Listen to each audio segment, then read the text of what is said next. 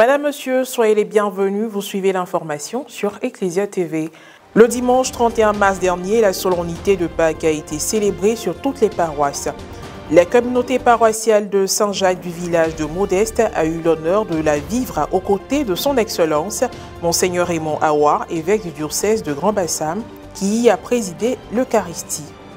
Au mois de février 2024, s'est tenu à la cathédrale Sainte-Thérèse de l'Enfant Jésus de Boaké un atelier initié par le secrétariat exécutif diocésain de la Caritas en vue d'améliorer les services intégrés offerts aux personnes affectées par les maladies tropicales négligées, MTN. Le dimanche 31 mars dernier, son Excellence Monseigneur Raymond Awa, évêque du diocèse de Grand-Bassam, a célébré la solennité de Pâques avec la communauté paroissiale de Saint-Jacques du village de Modeste. Cette célébration vécue dans l'allégresse a aussi été une occasion d'action de grâce à Dieu. Un reportage signé Pierre Richemont, commenté par Morel Potti.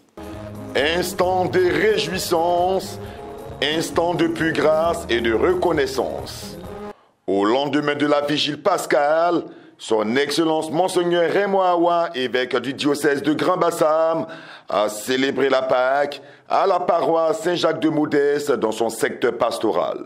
C'est un clin d'œil de Dieu parce que nous savons que le dimanche de Pâques revêt d'une importance capitale dans la vie de l'Église, le jour de la résurrection du Seigneur.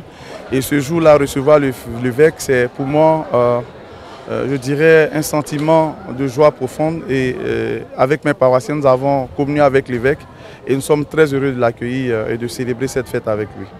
La joie se lisait sur les visages des fidèles laïcs, des baptisés, des mariés et des membres de la notabilité du village de Modeste, venus nombreux vivre ces moments de spiritualité aux côtés de leur premier pasteur. Monseigneur Raymond Awa a présidé la messe, assisté par le curé de la paroisse, Père Alessandre Conan. Tout en commentant les textes et évoquant la question de la foi catholique dans son homélie, l'évêque a invité le peuple de Dieu à être serein. Ce matin, avec les textes, on comprend l'origine profonde de cette foi que nous confessons et que nous vivons. C'est une foi qui vient de Jésus-Christ, mort ressuscité. C'est une foi apostolique. Soyez sereins, le Christ est ressuscité. Ne vous laissez pas distraire par des gens.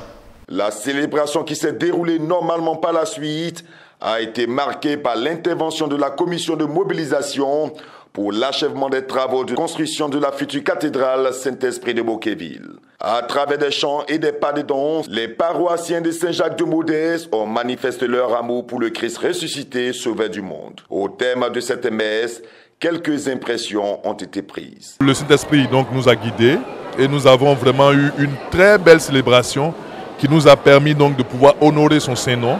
Depuis tant attendu, des années d'enseignement de la catéchèse, nous avons reçu le baptême. Vraiment, dans l'ensemble, tout se passe bien. On a reçu quelque chose de grand. Parce que nos parents adoraient des faux trucs qui agissent sur nos vies. Donc franchement, j'ai reçu le baptême hier, je me sens délivré. Je sais que Jésus est réel. Je suis heureux parce que j'ai reçu la visite de notre Père évêque pour venir célébrer l'Eucharistie avec nous. Cela montre sa proximité vis-à-vis de notre paroisse.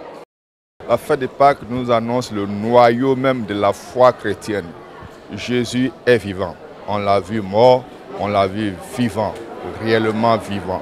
C'est que la destinée de l'homme ne s'arrête pas sur la terre, ne s'arrête pas à lui-même, mais qu'elle s'étend à une sphère divine que le Christ a inaugurée, qu'on continue d'assurer auprès de Dieu et avec nous. Toujours dans la ferveur des festivités pascales, son Excellence Monseigneur Raymond Awa était à la paroisse Sainte-Anne de Port-Bouët le lundi de Pâques pour le traditionnel Paquinou. Cet événement socio-religieux et culturel était à sa 12e édition et a permis au peuple abouré de la paroisse de célébrer sa foi et sa culture avec tous les autres paroissiens. Le compte-rendu intégral vous sera proposé dans notre prochaine édition. Intéressons-nous à un autre sujet à présent.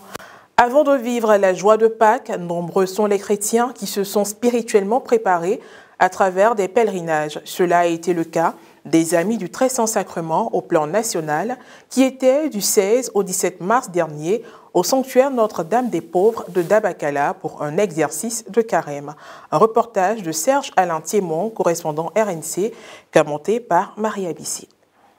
Du 16 au 17 mars dernier, le Bureau national des Amis du Très Saint Sacrement, en collaboration avec l'aumônerie diocésaine et le Bureau diocésain de Katiola, a organisé un pèlerinage au sanctuaire Notre-Dame des Pauvres de Dabakala, à travers un chemin de croix, une adoration eucharistique, des enseignements et bien d'autres articulations.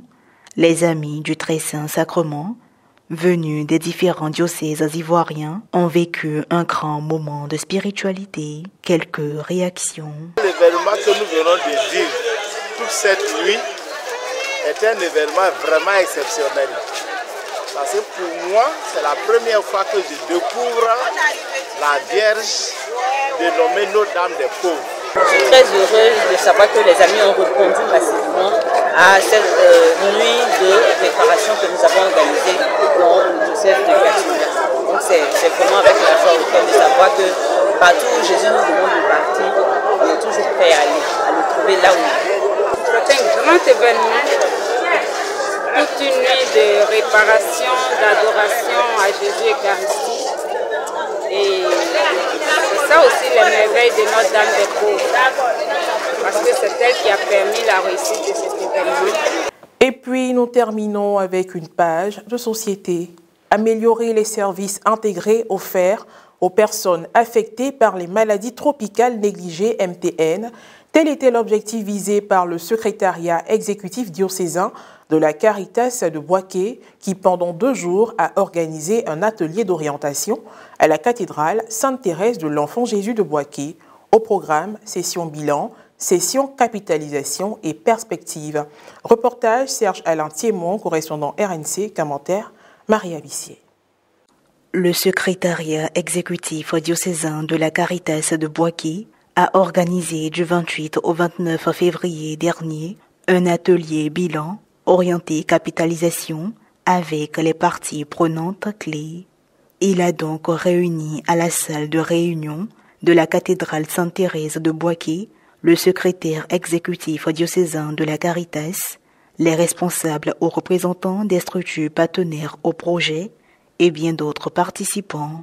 L'atelier s'est tenu dans une approche participative et celle de tirer les enseignements de la mise en œuvre du projet en vue de l'amélioration des services intégrés offerts aux personnes affectées par les maladies tropicales négligées MTN. Il a permis de passer en revue les principales réalisations et le niveau de performance autour des indicateurs contractuels, d'analyser en profondeur les réussites, les échecs, pour tirer des leçons susceptibles d'aider à relever les futurs challenges. Soulignons que les maladies tropicales négligées MTN sont un groupe d'affections transmissibles qui sévissent dans les pays en ressources limitées, atteignant les populations les plus pauvres. La Côte d'Ivoire fait partie des pays concernés et présente 12 MTN endémiques, dont la lèpre, le ver de Guinée et l'onchocercose. Nous avons décidé d'accompagner ce projet pour la simple raison que nous avons, dans la lutte contre les maladies tropicales négligées, il y a un aspect qui est vraiment important, la question de la stigmatisation et la discrimination. Les personnes affectées par ces maladies ne sont pas toujours pris en compte. Donc nous avons voulu, déjà par l'expérience que nous avons eue ailleurs, conduire une étude ici qui a prouvé effectivement que c'est une réalité. Un accent est mis sur les solutions. Les activités et les solutions, comme je l'ai dit ce matin, c'était 109 solutions. Parce qu'il y avait 109 personnes qui étaient impliquées et que les solutions devaient être adaptées à l'histoire de vie de chacun. Donc il y en a où c'est une stigmatisation qui est vécue comme isolée, qui est dans son coin. Il y en a qui n'arrivaient plus à regarder dans le visage des gens parce que la maladie l'a défiguré. Donc il fallait que la solution et les conseils appropriés pour retrouver la confiance. Il y en a pour qui c'est des enfants qui ont abandonné. Il fallait faire la médiation pour voir comment la famille continue de s'impliquer pour que la personne ne soit pas isolée. Point final à cette édition d'information. Merci de l'avoir suivi. Que je veille sur nous. À très bientôt.